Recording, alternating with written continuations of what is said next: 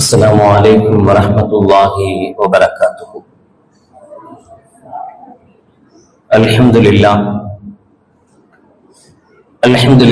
نحمده ونستعينه ونستغفره ونعوذ بالله من شرور أنفسنا ومن سيئات أعمالنا. من يهده الله فلا مضل له ومن يضلل فلا هادي له. ونشهد أن لا إله إلا الله وحده لا شريك له. ونشهد أن سيدنا ومولانا محمدا عبده ورسوله. اللهم صل على سيدنا مولانا محمد طب القلوب ودوائها وعافية الأبدان وشفائها ونور الأبصار وضيائها وعلى آله وصحبه وسلم. أما بعد، فقد قال الله تعالى في القرآن العظيم والفرقان المجيد: أعوذ بالله من الشيطان الرجيم، بسم الله الرحمن الرحيم. ومن قتل مؤمنا خطأ فتحرير رقبة مؤمنة. قال النبي صلى الله عليه وسلم لأبي ذر: يا أبا ذر عيرته بأمه إنك امرأ فيك جاهلية، أو كما قال عليه الصلاة والسلام. صدق الله العظيم وصدق رسوله النبي الكريم. سبحانك لا علم لنا إلا ما علمتنا إنك أنت العليم الحكيم. رب اشرح لي صدري ويسر لي أمري واحلل عقدة من لساني يفقهوا قولي. إن أريد إلا الإصلاح ما استطعت وما توفيقي إلا بالله. புகழ் அனைத்தும் அல்லாஹ் ஒருவனுக்கே உரித்தாகட்டுமாக. சலாத் என்னும் கருணையும் சலாம் என்னும் ஈரேற்றமும் ஈருலக சர்தார் எம்பெருமானார் ரசூலே கரீம் ஸல்லல்லாஹு அலைஹி வஸல்லம் அவர்கள் மீது, அவர்களுடைய அடிச்சுவடுகளை கடுகளவும் பிசகாது வாழ்ந்து வந்த உத்தம சத்திய சஹாபாக்கள், தாபிஈன்கள், தபா தாபிஈன்கள், நபிமார்கள், வலிமார்கள், ஷஹீதுகள் மற்றும் நம் அனைவர்கள் மீதும் ஏனைய இஸ்லாமியர்கள் மீதும் என்றென்றும் நிலவட்டுமாக. ஆமீன். பேரன்பிற்கும் பெரும் மதிப்பிற்கும் உரிய பெரியோர்களே, அல்லாஹ்வின் நேரடியார்களே, இன்று நமது தாயகமான இந்தியாவின் 79ஆம் ஆண்டு சுதந்திர தின நாளை கொண்டாடி கொண்டிருக்கிற தருணம். சுதந்திர தாகம் என்பது இஸ்லாமியர்களுடைய இரத்தத்தில் கலந்த ஒன்று. மக்களாக வாழ்ந்து கொண்டிருந்த மனிதர்களை மக்களாக மாற்றுவதற்கு கண்மணி நாயகம் ரசூலுல்லாஹி ஸல்லல்லாஹு அலைஹி வஸல்லம் அவர்களுக்கும் அவர்களுக்கு முன் வந்த எல்லா நபிமார்களுக்கும் அல்லாஹ் ஜல்ல ஷானஹு வ தஆலா கொடுத்த மிக பெரும் உந்து சக்தி லா இலாஹ இல்லல்லாஹ் என்கிற கலிமா. அல்லாஹ்வை தவிர வேறு யாருக்கும் தலை வணங்க கூடாது, வேறு யார் விஷயத்திலேயும் அடிபணிந்து போகக்கூடாது என்கிற சொல் இஸ்லாமியர்களுடைய இரத்தத்தில் கலந்தது. இந்திய சுதந்திரத்திலேயும் 29/12/1975 ஆண்டு வெளியிடப்பட்ட இல்லஸ்ட்ரேட்டட் வீக்லி ஆஃப் இந்தியா என்கிற பத்திரிகையில் அதன் ஆசிரியர் குஷ்வந்த் சிங் அவர்களுடைய சொல்லின்படி, இந்திய மக்களுடைய இஸ்லாமியர்களின் மக்கள் தொகையை விட அவர்கள் சுதந்திர போராட்டத்தில் இறந்தவர்களின் சதவிகித தொகையே அதிகம் என்று சொல்லப்படும் அளவுக்கு இந்திய சுதந்திரத்திலேயும் இஸ்லாமியர்கள் வீறு கொண்டு தீரத்தோடு போராடுவதற்கு காரணமாக அமைந்தது இதே லா இலாஹ இல்லல்லாஹ் என்கிற கலிமாவின் உத்வேகம்தான்.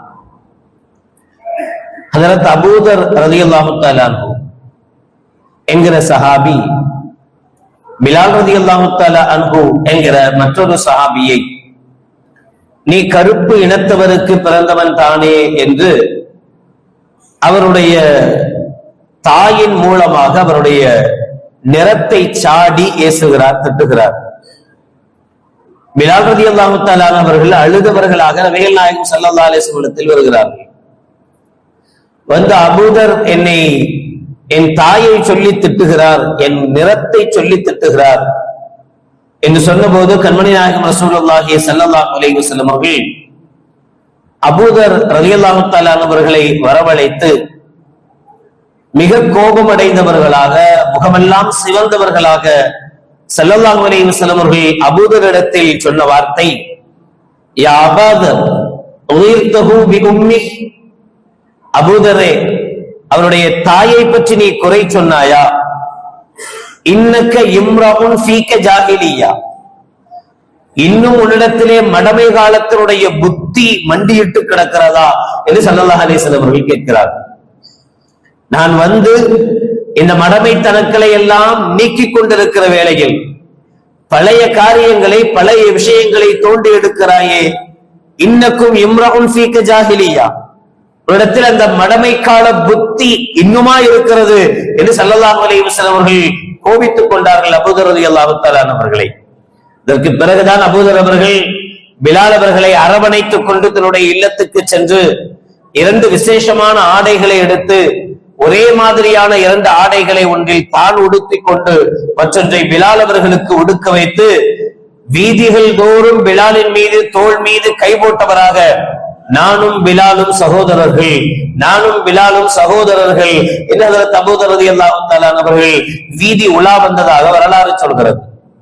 இப்படி யார் யாரெல்லாம், எந்தெந்த சமூகங்கள் எல்லாம் மற்றவர்களால் குறைமதி கொண்டு பார்க்கப்பட்டதோ, மிக மோசமாக கீழ்த்தரமாக நடத்தப்பட்டார்களோ, அவர்களுடைய மன சஞ்சலங்களை புரிந்து கொண்ட மார்க்கம், அவர்களுடைய மன கஷ்டங்களை புரிந்து கொண்ட இஸ்லாம் அவர்களை கண்ணியமான்களாக, தலை நிமிர்ந்து வாழக்கூடியவர்களாக மாற்றியதற்கு முதற்காரணம் லா இலாஹ இல்லல்லாஹ், வணங்குவதற்கு தகுதியானவன் அல்லாஹ் மட்டும்தான், அவன்தான் வணக்கத்துக்குரியவன், சிறன்பணியக்கூடியவன், தகுதி உள்ளவன் அவன் மட்டும்தான், வேறு எவனுக்கும் தலை வணங்க வேண்டிய அவசியம் இல்லை என்கிற இந்த உத்வேகத்தை இந்த கலிமா ஒவ்வொரு இஸ்லாமியனுடைய உள்ளத்திலேயும் ஊட்டியது. மட்டுமல்ல, கண்மணி நாயகம் ரசூலுல்லாஹி ஸல்லல்லாஹு அலைஹி வஸல்லம் அவர்கள் இந்த மார்க்கத்தோடு அரபகத்தை அவதரித்த போது, அரபகத்தில் மிக மோசமான செயலாக பார்க்கப்பட்டது அடிமைத்தனம். அரபகத்தில் அடிமைகள் இல்லாத இடமே இல்லை, வீடே இல்லை என்று சொல்லும் அளவுக்கு எல்லா இடங்களிலேயும் அடிமைகள் நிறைந்திருந்தார்கள். அவனுடைய வார்த்தைக்கு சுதந்திரம் கிடையாது. அவனுடைய உணவு, அவன் விரும்பிய உணவை அவனால் சாப்பிட முடியாது. அவன் விரும்பிய விஷயத்தை அவனால் நடத்த முடியாது. தன்னுடைய எஜமானன் என்ன விரும்புகிறானோ அதை மட்டுமே செய்ய வேண்டும். தன் எஜமானன் எதை விரும்புகிறானோ அதை மட்டுமே பேச வேண்டும். எஜமானன் எப்போது சொல்கிறானோ அப்போதுதான் தூங்க வேண்டும். எஜமானன் சொல்கிற போது விழிக்க வேண்டும். எஜமானனுடைய அந்த முதலாளியினுடைய ஒரு கொத்தடிமையாக அவன் சொல்வதை மட்டுமே நடத்தி காட்ட வேண்டிய செயல் மட்டுமே இவனுக்குரியது. இவனுக்கென்று எந்த ஆசையும், எந்த எண்ணங்களும், எந்த யோசனையும் இருக்கக்கூடாது என்று ஒரு மனிதனை அடிமைகளாக வாழ வைத்துக் கொண்டிருந்த காலகட்டத்தில் கண்மணி நாயகம் ரசூலுல்லாஹி ஸல்லல்லாஹு அலைஹி வஸல்லம் அவர்கள் இந்த அடிமை தலையை நீக்குவதற்கு அவர்கள் கையில் எடுத்த ஆயுதம் என்ன தெரியுமா? இஸ்லாம், மார்க்கம். மார்க்கத்தை காட்டி, இஸ்லாத்தை காட்டி கண்மணி நாயகம் ரசூலுல்லாஹி ஸல்லல்லாஹு அலைஹி வஸல்லம் அவர்கள் இது மார்க்க சட்டம், இது இறைவனின் சட்டம், எனவே இறைவனின் சட்டப்படி அடிமைகள் விடுவிக்கப்பட வேண்டும் என்று ஸல்லல்லாஹு அலைஹி வஸல்லம் அவர்கள் சொன்னார்கள். ஒரு மனிதர் தன்னுடைய மனைவியை பார்த்து ஒரு தலாக் விட வேண்டும் என்கிற எண்ணத்தில் தலாக் என்கிற வார்த்தையை உபயோகிக்காமல் அதற்கு மேல் மாற்றமாக லிஹார் என்று சொல்வார்கள், நீ என்னுடைய தாயை போன்று இருக்கிறாய் என்று சொல்லுவான். அப்படி சொல்றதுக்கு என்ன நோக்கம் அப்படின்னா, எப்படி எங்க அம்மாவோடு நான் சேர முடியாதோ அதுபோல இனி உன்னோடும் சேர மாட்டேன் என்பது பொருள். இப்படி ஒருவன் தன் மனைவியை சைக்கிரையாக தலாக்கினுடைய வார்த்தையை உபயோகித்தானேயானால் அவனுக்கு தண்டனையாக அல்லாஹ் ஜல்லஷானஹு வ தஆலா சொன்ன வார்த்தை வல்லதீன யுவாஹிரூன மின் நிசாஇஹிம் சும்ம யஊதுன லிமா காலு. ஒருவன் இப்படி ஒரு வார்த்தையை உபயோகித்து விட்டு மறுபடியும் அந்த மனைவியோடு சேர்ந்து வாழ ஆசைப்பட்டால் ஃபதஹரீரு ரகபத்தின் மின் கப்லி ஐயதமாஸா, அந்த கணவன் மனைவி இருவரும் இணைவதற்கு முன்பாக ஒரு அடிமையை உரிமை விட வேண்டும். அவன் செய்த தவறுக்கும் அவன் அல்லாஹ்வுடைய கட்டளையை மீறியதற்காக நீ 50 வக்து தொழ வேண்டும் என்று இஸ்லாம் சொல்லல. அல்லாஹ்வின் கட்டளையை மீறியதற்காக நீ இத்தனை பேருக்கு சோறு போடு என்று சொல்லல. ஃபதஹரீரு ரகபத்தின் மின் கப்லி ஐயதமாஸா. அது ஒரு புறம் இருந்தாலும் நீ ஒரு அடிமையை உரிமை விட்டால் இறைவனின் சாபத்திலிருந்து பாதுகாக்கப்படுவாய், இறைவனுடைய கோபத்திலிருந்து பாதுகாக்கப்படுவாய். இறை கட்டளையை மீறியதற்காக உனக்கு தரப்படுகிற தண்டனை ஃபதஹரீரு ரகபா, ஒரு அடிமையை உரிமை விடுதல் என்று அல்லாஹ் ஜல்லஷானஹு வ தஆலா சொன்னான். வமன் கத்தல முஃமினன் ஹதஅன் ஃபதஹரீரு ரகபத்தின் முஃமினா. தவறுதலாக ஒருவன் இன்னொருவனை கொலை செய்து விட்டால் அந்த கொலைக்கு பகரமாக செய்யப்படுகிற விஷயங்களில் ஒன்று ஃபதஹரீரு ரகபத்தின் முஃமினா, ஒரு முஃமினான அடிமையை உரிமை விடுதல் என்று மார்க்கம் சொல்லிக் கொடுத்தது. அதே போல ஒருவன் சத்தியம் செய்து விட்டால் லா யுஆஹிதுகுமுல்லாஹு பில்லஹ்வி ஃபீ ஐமானிக்கும் வலாக்கி யுஆஹிதுகும் பிமா அக்துமுல் ஐமான் ஃபகஃபாரத்துஹு இத்ஆமு அஷரத்தி மசாகின் மின் அவ்ஸத்தின் மா துதிமூன அலைக்கும் அவ் கிஸ்வத்துஹும் அவ் தஹரீரு ரகபா. பொய் சத்தியம் செய்தாலோ, சத்தியத்தை மீறினாலோ, சத்தியம் செய்துவிட்டு அதை முறித்தாலோ, அந்த சத்தியத்தை முறித்ததற்கு தண்டனைகளில் ஒன்றாக மார்க்கம் சொன்னது ஃபதஹரீரு ரகபா, ஒரு அடிமையை உரிமை விட வேண்டும். அடிமையை உரிமை விடுதல் என்று அவனுக்கு சுதந்திரம் கொடுப்பது என்பதை மார்க்கமாக சொல்லி காட்டிய ஒரே மார்க்கம் இஸ்லாம் மட்டும்தான். வேறு எந்த மதத்தை எடுத்துக்கொண்டாலும் சரி, மத ரீதியாக ஒரு தவறு அந்த மதத்தை சார்ந்தவன் செய்வானேயானால் அவனுக்குண்டான தண்டனை ஒரு கோயிலிலோ அவன் வணங்கக்கூடிய வணக்க ஸ்தலங்களிலோ தேங்காய் உடைக்கணும் அல்லது முடிய விட்டணும் அல்லது இத்தனை பேருக்கு சோறு கொடுக்கணும் என்பதை மட்டும்தான் பார்க்க முடியும். இஸ்லாம் மட்டும்தான் இறைவனை மீறிய இறை சட்டங்களை மீறியதற்காக அடிமை தளத்திலிருந்து ஒரு மனிதனை உரிமை விடுவதுதான், சுதந்திரம் கொடுப்பதுதான் அதற்குண்டான தண்டனை என்று சொல்லி காட்டிய ஒரே மார்க்கம் இஸ்லாம். இப்ப இஸ்லாம் சுதந்திரத்தை மார்க்கத்தின் அடையாளமாக காட்டியது, மார்க்கத்தின் சட்டமாக காட்டியது. மார்க்க சட்டத்தை கொடுத்து இந்த அடிமை தளத்திலிருந்து மக்களை விடுவித்தது. போன வாரம் கூட அந்த சத்தியத்தினுடைய சட்டங்கள் சொல்லும் போது சொன்னேன், அல்லாஹ் இப்படி சொல்றான். இந்த 3 4வதாக சலாசத்தை ஐயாம், சியாமு சலாசத்தை ஐயாம், 3 நாட்கள் நோன்பு, 10 பேருக்கு சோறு கொடுக்கணும் முடிஞ்சா, அல்லது 10 பேருக்கு ஆடை எடுத்து கொடுக்கணும். அப்புறம் 3வது சொல்றான் ஒரு அடிமையை உரிமை விடுதல். இது இப்ப இல்ல, இருக்கா? எங்கேயாச்சும் அடிமைகள் இருக்காங்களா? இது இப்ப இல்ல, அதனால இதை விட்டுருவோம். இன்னொன்னு இருக்கு, 3 நாள் நோன்பு வைப்பதுன்னு சொன்னேன். ஏன் இல்ல? எங்க போச்சு? 1500 ஆண்டுகளுக்கு முன்பு இருந்த அடிமை தலை, ஒரு மனிதனை அடிமையாக வைத்திருப்பது ஒட்டுமொத்தமாக இல்லை என்று சொல்கிறோமே, எங்க போச்சு? அது இல்லாமல் ஆக்கியது யார்? கண்மணி நாயகம் ரசூலுல்லாஹி ஸல்லல்லாஹு அலைஹி வஸல்லம் அவர்கள் அஷ்ஹது அல்லா இலாஹ இல்லல்லாஹ் வ அஷ்ஹது அன்ன முஹம்மதர் ரசூலுல்லாஹ் என்கிற இந்த கலிமாவை இந்த அவனுக்கு தந்த, இந்த உலகத்துக்கு தந்த 23 ஆண்டாண்டுகளில் நபிகள் பெருமானார் ஸல்லல்லாஹு அலைஹி வஸல்லம் அவர்களுடைய பிரச்சாரத்தின் மூலமாக அடிமைகள் நிறைந்திருந்த அரபகத்திலிருந்து நபிகள் பெருமானார் ஸல்லல்லாஹு அலைஹி வஸல்லம் அவர்கள் தங்களுடைய துயில் கொள்கிற தருணத்தில், மௌத்தாகிற தருணத்தில் அடிமைகள் இல்லாத அரபகமாக அரபக தேசத்தை கண்மணி நாயகம் ரசூலுல்லாஹி ஸல்லல்லாஹு அலைஹி வஸல்லம் அவர்கள் மாற்றி காட்டினார். இன்று நாட்டில் எங்கேயும் அடிமைத்தலை இல்லை என்றால் அடிமைத்தலையை வீழ்த்துவதற்கு, சுதந்திரத்தை முழு மனிதனுக்கும் கொடுத்ததற்குண்டான முதற் காரணம் லா இலாஹ இல்லல்லாஹ் முஹம்மது ரசூலுல்லாஹ் என்கிற கலிமா. நீ யாரிடத்தும் குனிந்து நிற்க வேண்டிய அவசியம் இல்லை. அஞ்சுவதும் அடிபடுவதும் அல்லாஹ் ஒருவனுக்கே என்பது வெற்று வார்த்தை அல்ல, அது சத்திய வார்த்தை. எவனுக்கு முன்னாலும் அஞ்ச வேண்டிய அவசியம் இல்லை, எவனுக்கு முன்னாலும் அடிபணிய வேண்டிய அவசியம் இல்லை. அல்லாஹ்வுக்கு மட்டுமே அஞ்சு, அல்லாஹ்வை மட்டுமே பயப்படு. அல்லாஹ்வை பயந்தால் தப்பு பண்ண மாட்டாய், அல்லாஹ்வை பயந்தால் யாருக்கும் கெடுதி செய்ய மாட்டாய், அல்லாஹ்வை பயந்தால் யாருக்கும் எந்த தவறும் செய்ய மாட்டாய். தவறில்லாத மனிதனாக நீ வாழ்ந்தாலே போதும், எவனுக்கும் அஞ்ச வேண்டிய அவசியம் இருக்காது. எப்ப பயப்படுறோம்? இன்னொருத்தனை பார்த்து நம்ம பயப்படணும்ன்ற சூழல் எப்ப நமக்கு வருது? ஏதோ தப்பு பண்ணிட்டா, நம்ம தப்பு அவனுக்கு தெரிஞ்சிட்டா, எங்க நம்ம தப்ப அவன் வெளிப்படுத்திடுவானோ என்று நினைக்கும் போது இன்னொருத்தனுக்கு பயப்பட வேண்டியது வருது. இன்னொருத்தனை கஷ்டப்படுத்தினால், காயப்படுத்தினால் அவனுக்கு பயப்பட வேண்டியது வருது. அல்லாஹ்வை மட்டுமே அஞ்சினால், அல்லாஹ்வை பயந்து வாழ்ந்தால் இவைகள் அனைத்திலிருந்து நமக்கு சுதந்திரம் கிடைக்கிறது, விடுதலை கிடைக்கிறது.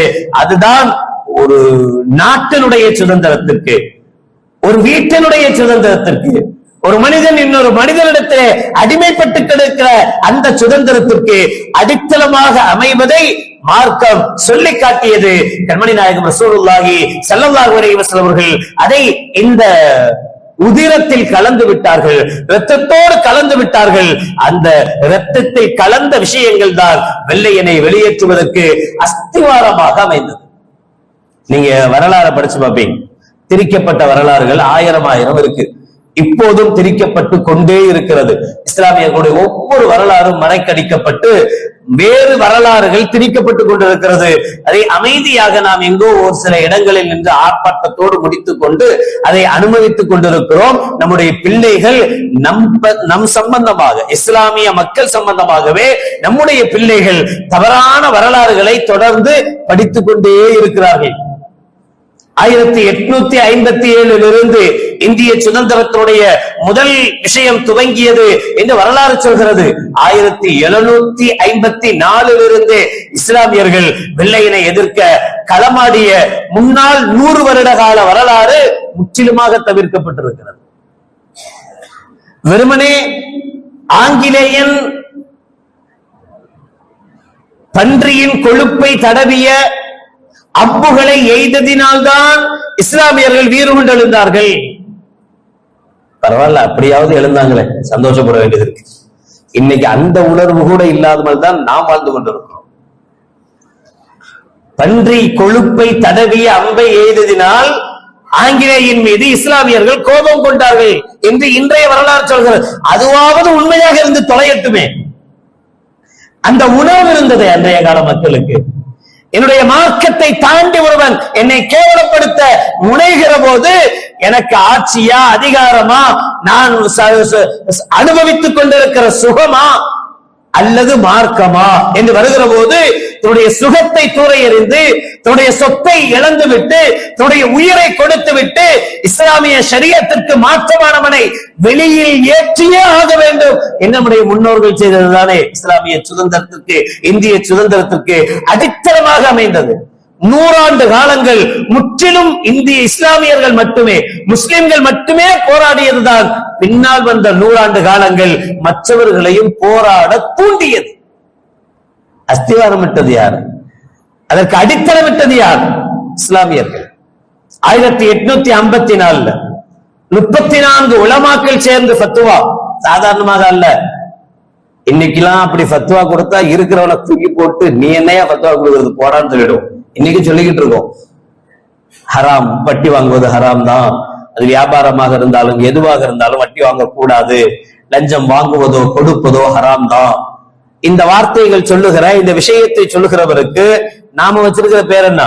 இவங்க எல்லாம் பழமைவாதிகள், வாழ தெரியாதவங்க. வட்டி வாங்காம இந்த காலத்துல எவனால வாழ முடியும்? அவனை மாதிரி நாம முன்னேறணும்னா வேற என்ன வழி இருக்கிறது? எப்படி வழி? என்ன வழியில நம்ம முன்னேற முடியும்? நம்ம முன்னேறணும்னு சொன்னா வேற வழியே கிடையாது, அவன்கிட்ட வாங்கித்தான் ஆகணும். ஆனா அன்றைய கால முஸ்லிம்கள் அப்படி இல்லையாம். அன்றைய கால முஸ்லிம்கள் இந்த ஆங்கிலேயனை எதிர்க்க வேண்டும், ஷரியத்திற்கு மாற்றமாக வேலை செய்கிறான், நம்முடைய ஷரியத் பாதுகாக்கப்பட வேண்டும் என்றால் அவனிடத்தில் கை கொழுக்குவது கூட ஹராம் என்றார்கள். அவன்கிட்ட கை கொழுக்குவது கூட ஹராம். அவனிடத்தில் தொழில் பந்தம் வைத்துக் கொள்வது ஹராம், படிக்க கூடாது. அதையும் தாண்டிய ஒரு ஃபத்வா தான் அவனுடைய மொழியை படிப்பதே ஹராம் என்று சொன்னது. அப்போதுதான் ஒரு சமூகத்தை, ஒரு சாராரை அந்த மொழி படிக்காதவர்களாகவே உருவெடுத்தோம். அதை சொன்னவர்களும் இருந்தார்கள், அதை செயல்படுத்திய மக்களும் இருந்தார்கள். டெல்லியில் மட்டும் 500 உலமாக்கள் ஷஹீதாக்கப்பட்டார்கள். 51,000 இஸ்லாமியர்கள் குறுநிலிய அரசான அவுத்துல 1,50,000 மேற்பட்ட இஸ்லாமியர்கள், முஸ்லிம்கள் ஷஹீதாக்கப்பட்டார்கள். இதை பார்த்து ஒரு உருது கவிஞன் மிர்சா ஹாலிப் என்பவர் எழுதினார், என் கண்ணால் இரத்த ஆறு ஓடியதை இந்திய மண்ணில், இஸ்லாமியர்களுடைய குருதிகள் ஓடியதை, ஆறாக ஓடியதை என் கண்ணால் பார்த்தேன். இஸ்லாமியர்கள் ஷஹீதாக்கப்பட்டதை என் கண்களால் பார்த்தேன். அவர்களுடைய சொத்துக்கள் கொள்ளையடிக்கப்பட்டதற்குண்டான சாட்சி நானே என்று மிர்சா காலிப் எழுதும் அளவுக்கு இந்திய சுதந்திரத்திற்காக இரத்தத்தை மட்டுமல்ல, தன்னுடைய சொத்து சுகங்கள் அனைத்தையும் இழந்து இந்த சுதந்திரத்தை மீட்டெடுத்து தந்தவர்கள் நம்முடைய முன்னோர்கள். எதனால் சாத்தியமானது என்றால், அவர்களிடத்தில் 2 விஷயம் இருந்ததை நம்மால் புரிந்து கொள்ள முடிகிறது. ஒன்று, தகுதி வாய்ந்த தலைவர்கள். தகுதி வாய்ந்த தலைவர்கள். அவர்கள் பொண்ணுக்கோ பொருளுக்கோ சொத்துக்கோ சுகத்துக்கோ ஆசைப்பட்ட தலைவர்கள் அல்ல. அவர் லட்சங்களுக்கோ கோடிகளுக்கோ பணிந்து போகிற தலைவர்கள் அல்ல. என் சொத்து பாதுகாக்கப்பட வேண்டும், என் இனம் பாதுகாக்கப்பட வேண்டும் என்பதற்காக போராடிய தலைவர்கள் அல்ல. நான் உருவாக்கிய இயக்கம் வளர வேண்டும், நான் உருவாக்கிய இயக்கத்தின் கொடி பறக்க வேண்டும் என்பதற்காக சிரமப்பட்ட தலைவர்கள் அல்ல. தன்னுடைய சொத்து சுகம் அனைத்தையும் இழந்துவிட்டு தான் யார், தான் எதன் தலைவன், நான் யாருடைய தலைவர், நான் எத்தனை பேருக்கு தலைவர் என்பதையெல்லாம் மறந்துவிட்டு, எதுவும் தேவையில்லை, இஸ்லாம் வளர்க்கப்பட வேண்டும், இந்த நாட்டினுடைய சுதந்திரம் கிடைத்தே ஆக வேண்டும் என்பதற்காக போராடுகிற துணிச்சல் மிக்க தலைவர்கள். இரண்டாவது, நல்ல தலைவர்களை கொஞ்சம் கூட யோசிக்காமல் அப்படியே அவர்களுடைய வார்த்தைகளை ஏற்றுக்கொள்ள தயாராக இருந்த அவர்களுடைய இஸ்லாமிய சகோதரர்கள். ஆலிம் சொல்றாரா, இந்த ஆலிம் சொன்னா சரியாத்தான் இருக்கும் என்று நம்புகிற ஒரு கூட்டமும் இருந்தது. இவர்கள் 2 பேரினால் தான், இந்த 2 விஷயங்களால் தான் இந்திய சுதந்திரம் சாத்தியமானது. இல்லைன்னா நாம் இன்னைக்கு இருக்கிற எங்க இருக்கிறோம் கேக்குறீங்களா? சுதந்திரமாவா இருக்கிறோம்? இன்னைக்கு எத்தனையோ பள்ளிகளில் இன்னைக்கும் பிரச்சனை தானே, எத்தனையோ இடங்களில் இன்றும் பள்ளிகள் இடிக்கப்பட்டு கொண்டுதானே இருக்கு, எத்தனையோ இடங்களில் இன்னும் சத்தமாக பாங்கு சொல்ல முடியாத சூழல் இருக்கத்தானே செய்கிறது என்று கேட்கலாம். ஆனா அதையும் தாண்டி கொஞ்சமாவது சுதந்திரமாக மார்க்கத்தை அனுபவிக்கிற தகுதி உள்ளவர்களாக இருப்பதற்கு காரணம், இன்னும் சில இஸ்லாமிய தலைவர்கள் தகுதி உள்ளவர்கள் இருக்கிறார்கள் என்பதன் அடையாளம். இன்னும் சில இஸ்லாமியர்கள் அந்த தலைவர்களை மதிக்கிற இளைஞர்களாக, மதிக்கிற இளைஞர் படைகளாக இருக்கிறார்கள் என்பதுதான் காரணம். பல அயோக்கிய தலைவர்கள் உருவாகி கொண்டே இருந்தாலும் கூட, பல அயோக்கிய தொண்டர்கள் உருவாகி கொண்டே இருந்தாலும் கூட, நம் சமூகத்தில் இன்னும் மதிப்புக்குரிய தலைவர்களும் மதிக்கப்பட வேண்டிய தொண்டர்களும் இருக்கிறார்கள் என்பதுதான் இன்றாவது கொஞ்சம் சுதந்திர காற்றை சுவாசிப்பதற்கு காரணமாக அமைகிறது. இல்லையானால் இதை கூட அனுபவிக்க முடியாத கோழைகளாக மாறி போயிருப்போம். மிக விரைவில் நம் சமூகம் அப்படிப்பட்ட ஒரு சூழலுக்கு தள்ளப்படலாம். அதை மாற்றுவதற்கு ஒரே வழி இருக்கிறது. அந்த வழி தகுதி வாய்ந்த தலைவர்களை தேர்ந்தெடுப்பு. தன்னுடைய குலத்துக்காக, தன் சொத்துக்காக, தன்னுடைய கட்சிக்காக என்று பாடுபடுகிற தலைவர்கள் தேவையில்லை. இஸ்லாமியர்களுக்கு, இஸ்லாமிய சொந்தங்களுக்கு அது தேவையில்லை. என் கட்சி இத்தனை ஆண்டுகளாக நான் இருக்கிறேன், என் கொடி இத்தனை ஆண்டுகளாக இருக்கிறது, ஏன் விட்டு கொடுக்க முடியாது என்கிற தலைவர்கள் அல்ல. கால சூழலை புரிந்து கொண்டு, திருட்டு ஓட்டுக்கள் அதிகரித்துக் கொண்டிருக்கிற கால சூழலை புரிந்து கொண்டு, அதிகாரம் இல்லாமல் போனால் நம்மிடத்தில் எவ்வளவு கோடிக்கணக்கான சொத்துக்கள் இருந்தாலும், எவ்வளவு பெரும் பெரும் அறிவாளிகளை, அறிஞர்களை நம்முடைய சமூகத்தில் நாம் கொண்டிருந்தாலும், அதிகாரம் மட்டும் இல்லாமல் போனால் அந்த அறிவுக்கோ அல்லது அந்த பொருளாதாரத்துக்கோ கொஞ்சமும் மரியாதை இல்லை என்பதை அடிபட்ட பிறகாவது நாம் புரிந்திருக்க வேண்டும். அதிகாரம் இருந்தால் எதையும் செய்ய முடியும். சுதந்திரத்திற்காக பாடுபட்டவருக்கு மகாத்மா என்று பட்டம் கொடுத்து அந்த மகாத்மாவை ஒரே வருடத்துக்குள் சுட்டுக் கொண்ட, ஒரே வருடத்திற்குள் சாவடித்த ஒரு கூட்டத்தை பற்றி இன்றைய சுதந்திர உரையில் பிரதமர் இதுதான், இது போன்ற ஒரு அமைப்பு தான் 100 ஆண்டு கால பழமை வாய்ந்த என்ஜிஓ என்று பெருமைப்பட பேசுகிற தைரியம் அதிகாரத்தால் கிடைத்திருக்கிறது. அதிகாரம் இருந்தால் எதை வேண்டுமானாலும் செய்யலாம். அதிகாரம் இருந்தால் எப்படிப்பட்ட நிஜ கதைகளையும் பொய் கதைகளாக மாற்றலாம். அதிகாரம் இருந்தால் நம்மை அல்ல, நம்முடைய வரலாறுகளை அழிக்கலாம். வரலாறுகள் அழிந்து போனால் சமூகம் அழிந்து போகும், வாழ முடியாது, நம்மால் வாழ முடியாது. நீ யார் என்று கேட்கிற நிலை ஏற்படும். இன்றளவும் இஸ்லாமியர்களுக்கு மரியாதை இருக்கிறது, முஸ்லிம்களுடைய தொப்பிக்கு மரியாதை இருக்கிறது, முஸ்லிம்களுடைய தாடிக்கு மரியாதை இருக்கிறது என்றால் அது கொஞ்சம் கொஞ்சமாக வரலாறுகளால் காப்பாற்றப்பட்ட நிலை. இந்த நிலை மாற்றப்படலாம். தொப்பி இல்லாம போகும், தாடி இல்லாமல் போகும். இவன் முஸ்லிமா என்பது கேள்விக்குறியாக மாறும். இஸ்லாமியனுக்கும் இந்த நாட்டுக்கும் என்ன சம்பந்தம் என்கிற கேள்வி உருவாகும். இந்த கேள்விகள் எல்லாம் கொஞ்சம் கொஞ்சமாக நாட்டை விட்டு நம்மை துரத்தும்.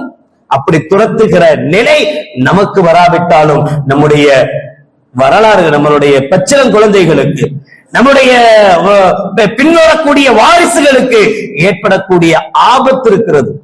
இன்றும் சந்தோஷங்களை பகிர்ந்து கொண்டு நாங்கள் எல்லாம் அப்படி செய்தவர்கள் என்கிற வீரவசனம் பேசிக்கொண்டு வாழ்க்கையை கடத்த முடியாது.